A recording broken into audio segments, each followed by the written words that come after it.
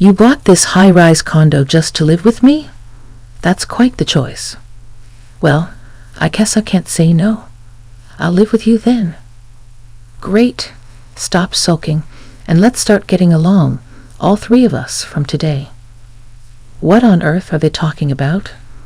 The people in front of me are my ex-husband and former mother-in-law. Yes, we've been divorced for a while now. My former mother-in-law, who claims she did it all for me, is incredibly self-centered. She never cared how I felt and always dumped the cooking and cleaning on me. My ex-husband, probably because of how he was raised, is just as self-absorbed. That's why I chose to divorce. I moved without telling them my new address, and yet here they are at my new place.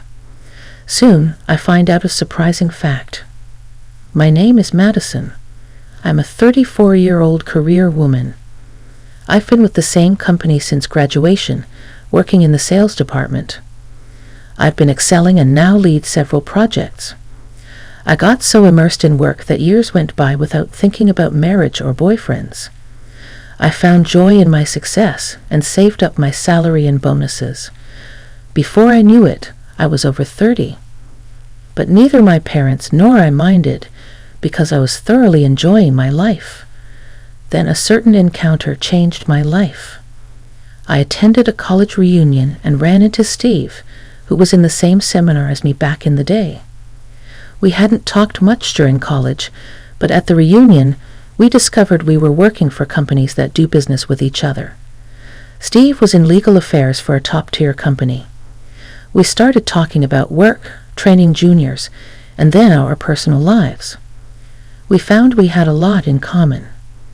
Steve and I began meeting alone from that day on and eventually started dating. During our relationship, Steve was very kind and a great listener, which comforted me and gave me extra motivation to work harder. Less than 6 months into the relationship, we decided to get married. My colleagues, friends, and even my parents were surprised to hear about a workaholic like me getting married, but they all celebrated us heartily at a small chapel wedding.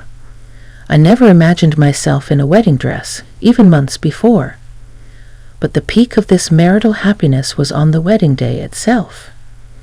With little experience in love, I had naive dreams about married life, but the reality was brutal. On a certain day off, I fell ill and was bedridden.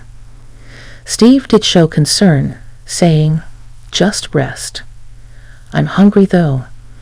I'll be in the living room playing games." He left the bedroom after saying that. I felt something was off, but with my dizziness and headache, I just lay there. As I was dozing off, my phone rang. "Mom, what's up?" No, I'm okay." It was a call from my mother-in-law. "Madison isn't feeling well." I could hear Steve's voice all the way in the bedroom. "Oh, is that so? Don't worry, I'll tell her to get up right away." "Yes, I'll wait." It seemed my mother-in-law was coming to visit. Despite talking about my health, she was planning to visit, and Steve was okay with it. He even said he would wake me up. I could get up if I pushed myself, but I wanted to rest and recover on this day off. Despite my wife, Madison, feeling unwell, I could only feel sadness at Steve's behavior for accepting a visit. "Madison, get up quick. Mom's going to come over soon. She said it'll be just for a little while, and it'd be pitiful to send her away. Show your face to Mom too. You're free anyway, right? Didn't I say I'm not feeling well and want to stay in bed? It'll be all right. Just for a bit." What's all right about this situation? Even so, if my mother-in-law is coming over, it's not like I, as her daughter-in-law, can stay in bed. I had been bedridden since the morning, so no cleaning had been done.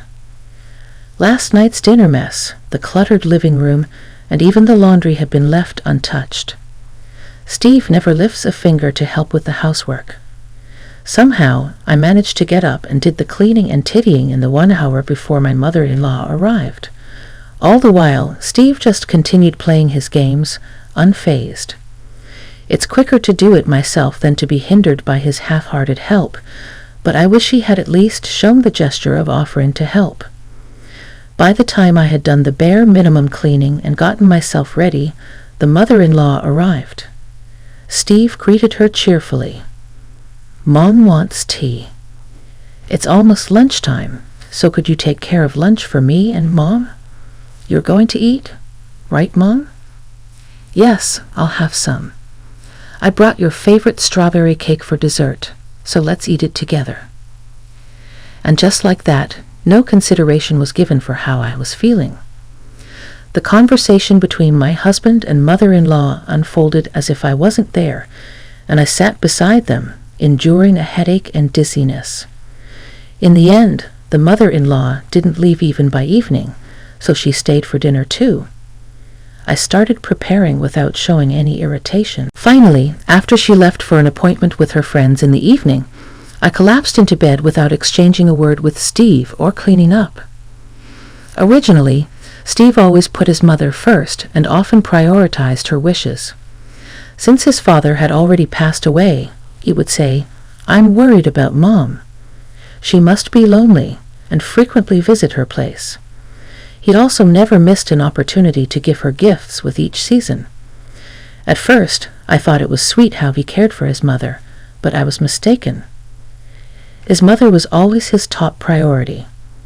Her word was law, and the number of nights he spent at her place just kept increasing. It was always about Mom, for Mom, with Mom. Whatever it was all about Mom. Yes, Steve is what you'd call a mama's boy. Comparing me with his mother became the norm.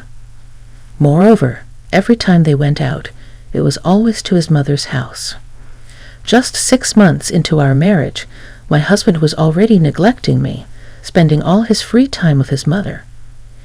His mother seemed to adore her son excessively, and though I had dreamed of a happy married life, I soon found myself increasingly alone as her presence loomed larger.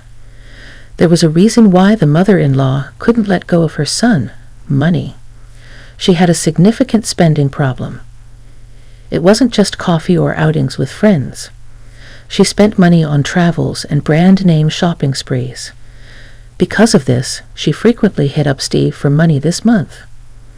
"I need $2,000, she'd say without a hint of shame, and Steve would always hand it over without hesitation. Then her request for money started affecting me too. "Madison, I need you to prepare $44,000 by tomorrow." "What? What do you need $44,000 for?" "I'm going on a trip next month, so I'm counting on you." I was shocked by a demand I'd never even gotten from my own parents. Raised with strict rules about lending and borrowing money, I was utterly taken aback by her assumption that not paying back was the norm. "That's impossible. I refuse."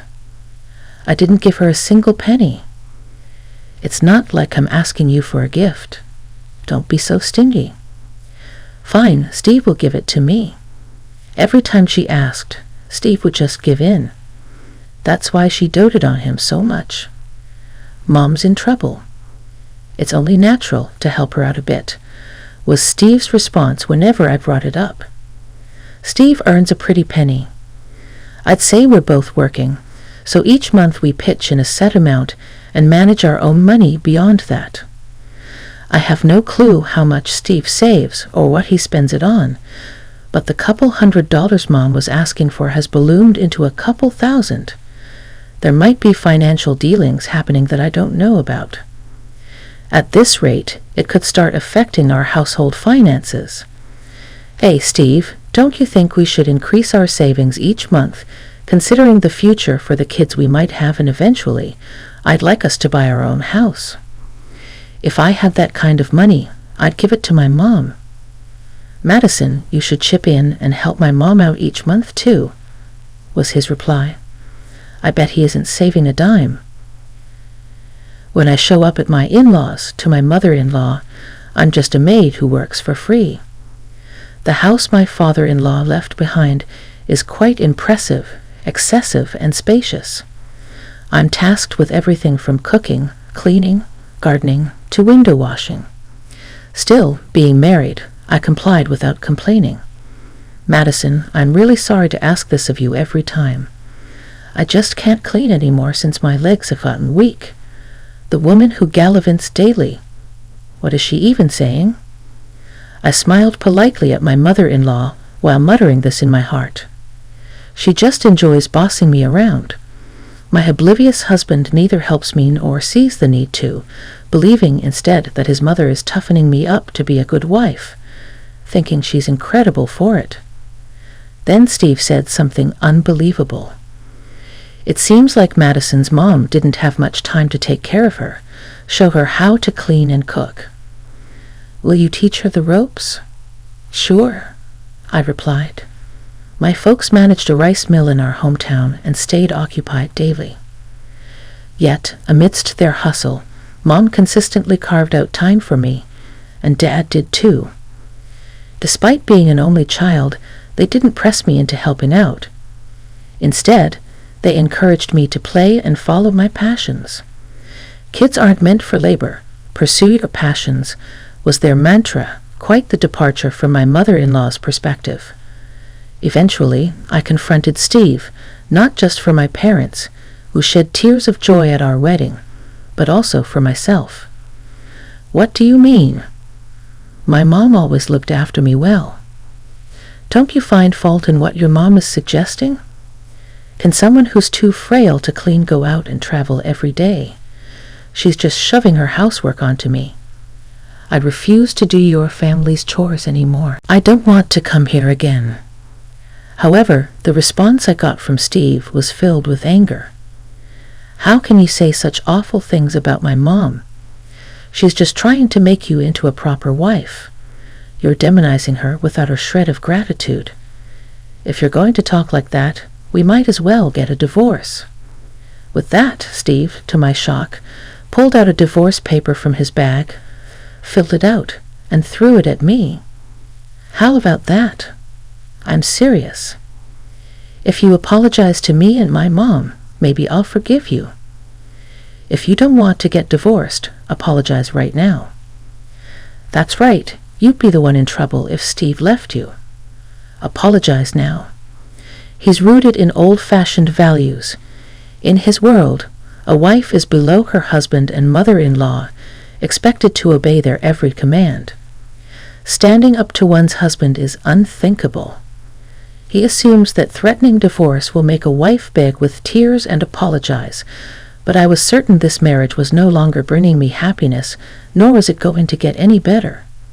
Seeing me silent, Steve smirked and tucked the divorce paper back into his bag. Reflect on this while I'm away on my business trip. The next day, as Steve left for his trip, he left the divorce paper on the table. I didn't waste any time. I signed my name and ran to the courthouse to file it right away. Then I called my job and took some urgent personal days to start reverting to my maiden name and sorting out my affairs. I wanted to wrap up as much as possible while Steve was away. On the day the divorce was finalized, Steve came home. I'd already filed for divorce, I said as I handed him the envelope from the city hall. His face turned bright red with anger, and he yelled, "Do you really want to put us through all this trouble? Divorce isn't something you just do on a whim. Submitting a divorce paper just because you didn't get your way is beyond a joke. It's too much." It seemed like he thought I had filed for divorce on a whim. I decided to play along with his words. "Well, it's because you always prioritize your mom over me. I'm never a part of the conversation. Even when we're all together, I'm always alone, feeling lonely. Why do you exclude me?" Although I was only pretending to sulk, it seemed to have an effect on him. He loves it when women appear to be needy towards him. Despite the audacity of my act, I must have seemed like a seasoned actress to him. My husband, completely led on by my performance, cheerfully agreed to a financial settlement that was to my advantage. He thinks that after I've calmed down, we can just get remarried and return to our old life, but my feelings for him are gone. I divorced him to take care of myself. There's no going back to life with him. Regarding the usually troublesome matter of the financial settlement in a divorce, my husband didn't argue and let it end in my favor. Once everything was settled, I left the house. While I was looking for a new place, I fell in love with a high-rise condo near my workplace and decided to buy it after much deliberation. It's a new start in life. I wanted a bit of luxury in my home so I could enjoy my time alone, which is exactly what I'm doing now. After a day at work, I come home to my own space with no one to take care of or accommodate. I've taken up my old hobby of knitting. I brew my favorite tea and knit before bed, which is a truly relaxing and enjoyable time. Then one day, my ex-husband and former mother-in-law showed up at my condo. Of course, I hadn't given them my address. I couldn't find the right words over the intercom and remained silent as my mother-in-law caused a scene at the entrance, calling out my name. To avoid bothering my neighbors, I reluctantly let them in through the front door. "How did you know where I live?" I asked. "Oh, we hired a private investigator. Forgot to ask you where you moved. We were worried about how you were doing, and Mom had it looked into," Steve said as if it was the most natural thing in the world. After a divorce, there's no way I would have told them where I moved, yet here they were, using a private investigator to intrude upon me. I felt a chill down my spine and was desperately thinking about how to get rid of this parent and child. The mother, acting like a young girl despite her age, was shamelessly peering into my house, craning her neck and squatting to get a better look. Just as I was about to scold her, she blurted out something unexpected. "It's not as shabby as I thought. Did you buy this high-rise apartment to live with me? You chose a nicer place than I expected." "Well, I guess I'll have to move in with you." "Great, no more sulking. From today on, we'll all live together happily." My ex-husband chimed in with a grin. "What? What is she talking about? Move in here?" I was dumbstruck. The idea that they were proposing to live with me hadn't crossed my mind, and I couldn't understand why they would say such a thing. I was left pondering how to respond. The smile on my mother-in-law's face was unnerving. Next to her, my ex-husband was smiling ear to ear. That's the best choice indeed. He found himself agreeing with my mother-in-law's opinion. "Madison, it must be lonely to live here all by yourself forever, right? That's why I came with Mom today. I'll let bygones be bygones. I'll forgive you. You must have reflected on it, and from today on, we'll live here, the three of us." My ex-husband proceeded with the conversation as if it was a done deal. The two of them looked at me as if it was a matter of course, but it was clear from their expressions that they were dismissing my wishes. My words didn't reach them at all. "I absolutely refuse." "Please leave immediately. I don't mind if you never forgive me. You are now strangers to me. Our ties have been severed. Please do not come back again," I responded firmly.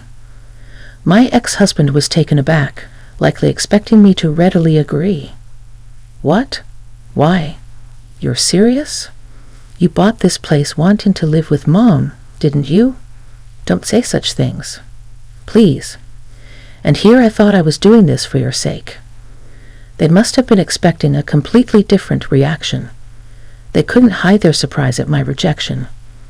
"Whatever misunderstandings you have, I don't know, but I bought this condo for myself. Please stop with your arbitrary interpretations," I said. "I'm saying I'll forgive you." It seemed in my ex-husband's mind I was still being stubborn just to cause them trouble. He began to show an arrogant attitude as if he was doing me a favor by forgiving me.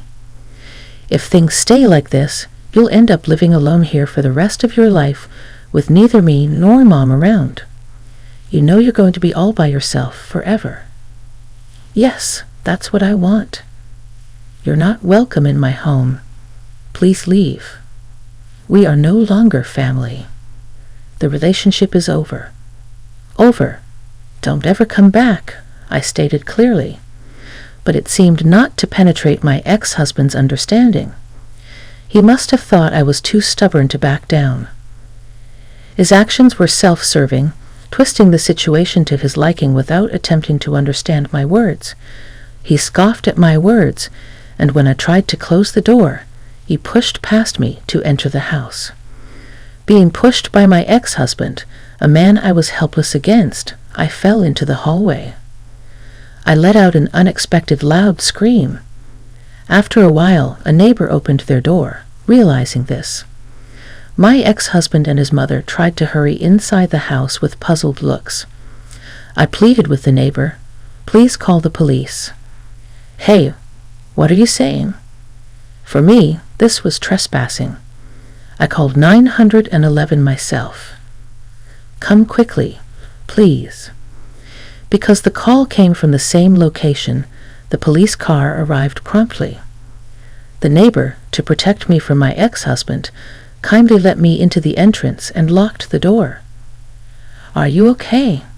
they asked me gently. My ex-husband banged on the door violently, shouting, "No, it's not like that. I'm the husband. I just came to visit my wife." My mother-in-law was also raging in the hallway. "Hey, don't touch Mom. Madison, say something. It's because you wouldn't even give us your address that we had to go digging around for it. Not only did you tarnish my son's reputation, but you had to treat me this terribly too.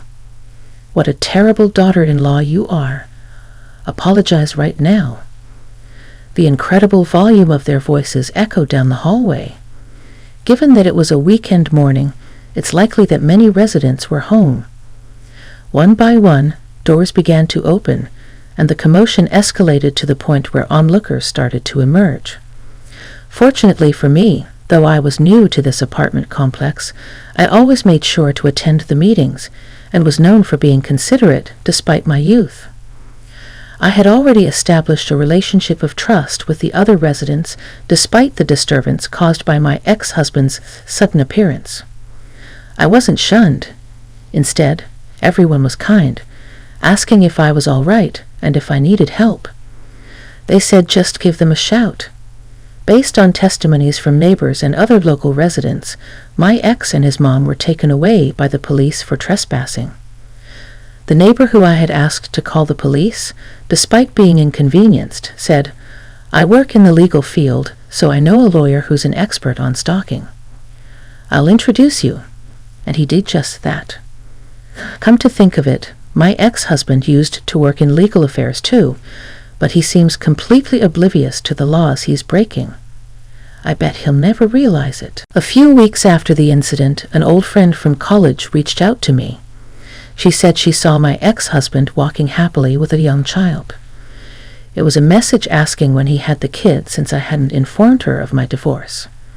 She assumed the child was mine. It hasn't been that long since the debacle.